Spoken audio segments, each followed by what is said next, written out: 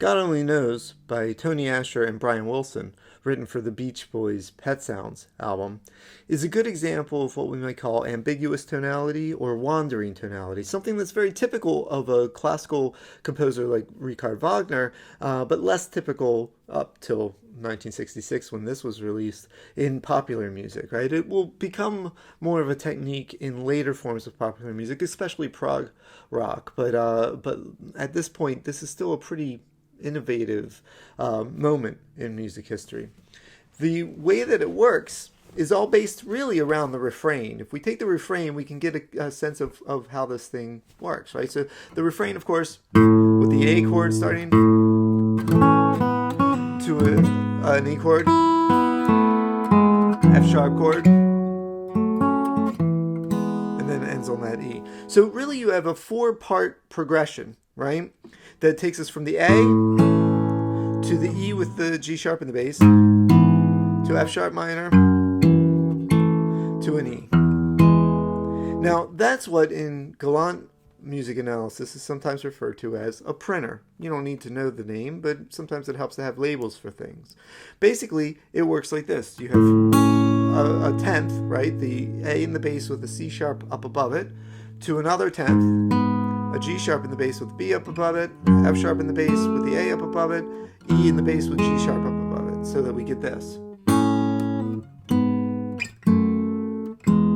Or if we fill it in just a tiny bit, we can put this E as a pedal in there and we get.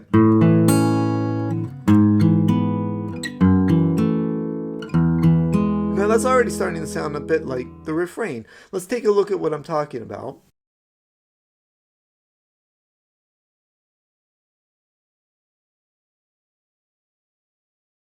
The intro plays with that ambiguity by starting with the A chord, but then immediately introducing a D sharp, a note that doesn't belong to A, but does belong to E and pushes toward the E.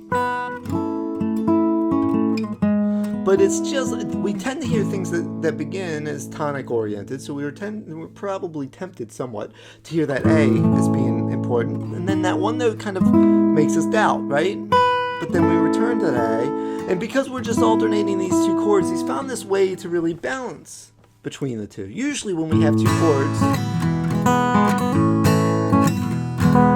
a 2-chord progression like that, we tend to hear one as being tonic and the other one as being something else, right? In this case, tonic and dominant. It's hard for us to, I think, hear that A is not being the more important. But here, with his progression, he's given us cause to doubt, to not be sure, right? Now, things just get more complicated in the verse, where we move to a D chord with an A in the bass, so it's more leaning toward A now. D, of course, doesn't really belong to the key of E in any straightforward sense. And so he starts off with things that are not so much E-oriented. The D chord and this B minor, whereas in E, of course, we would expect B major usually. But now we get a B9 chord, really, so a dominant B chord with the A in the bass, which is a little odd, right? And we do move to E. But notice the nature of that E. Like, you might have expected that he could have done something like,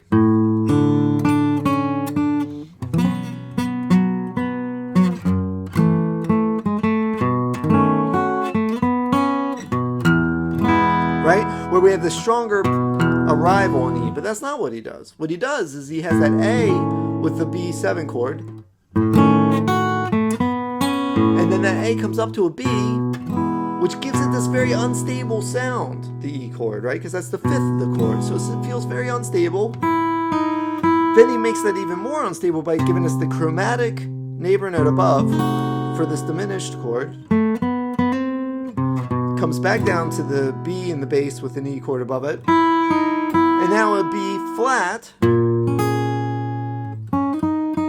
and that chord clearly resolves to the A, right? So notice that he starts off not an E, right?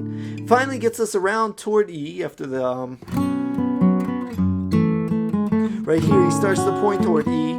It's a very unstable E, made less stable with that chromatic chord there. And And then with that chromatic chord, he's pushing more toward the A. So he never really gives us anything strongly confirming either A or E. And as close as he gets to confirming something, which is right there, I would say, he's confirming A, not E, right? And yet we don't feel like we've moved strongly into the key of A in any sense. And in fact, as we've already pointed out, that printer comes in, and that feels more oriented toward E.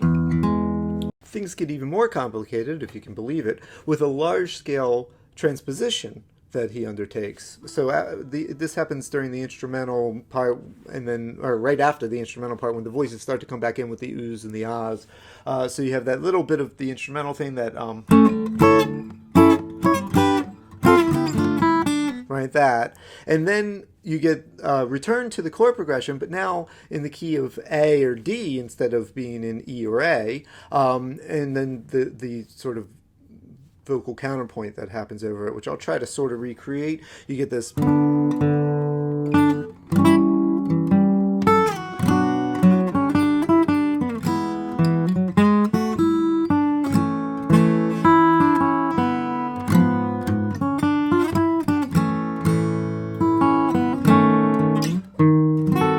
Recognize that chord? That's that half diminished chord that he uses to get to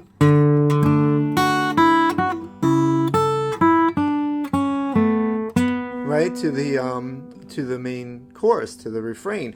But this time, what he does with that is he has it transposed. Did you notice? The main refrain had been,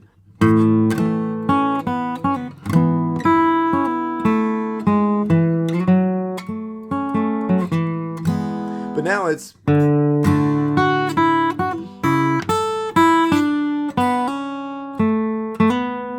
right, that. Now, this is one of the trickiest parts of the whole thing. So he's already set up all this ambiguity. He makes it even more pronounced by having not only a transposition, which can happen in bridges, which is more or less what that part is, that non-texted oohs and ahs part.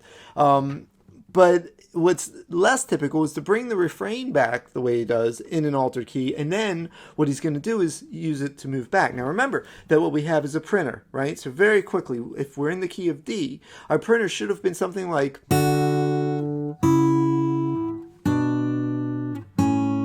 and it starts off that way, right? We get this.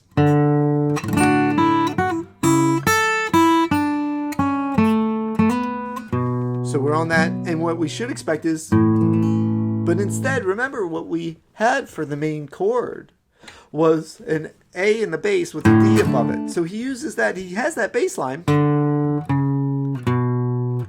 that descending bass line of a fourth, and he still maintains that, but he goes back into that first verse chord. Now, some people think of this as the weakest part of the composition. Some people think of it as the most clever part. So it's this.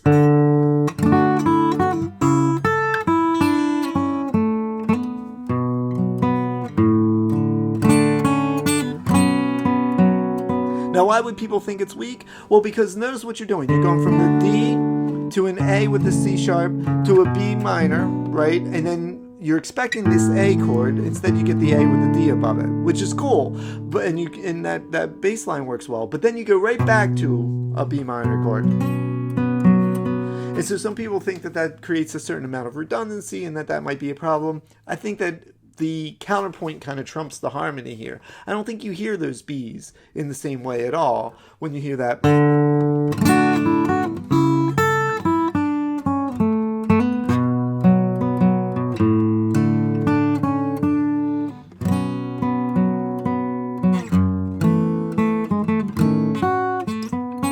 And so on, right? So what's the point of all this? Why bother with the harmonic ambiguity? Is it just musical experimentation, or does it serve a larger purpose? I think the answer in this case is fairly obvious, right? I mean, the song is, after all, God Only Knows, which begins with, I may not always love you, but as long as there are stars above you, you never need to doubt it. I'll make you sure about it, right? It almost seems contradictory, right? I may not always love you, but as long as there's stars above you, I will, and I'll make it so that you don't doubt that I will. Well, I might doubt it since you just said that you may not always. The second verse doesn't help matters in a way. If you should ever leave me, well, life will go on, believe me. The world would show nothing or could show nothing to me, so what good would living do me?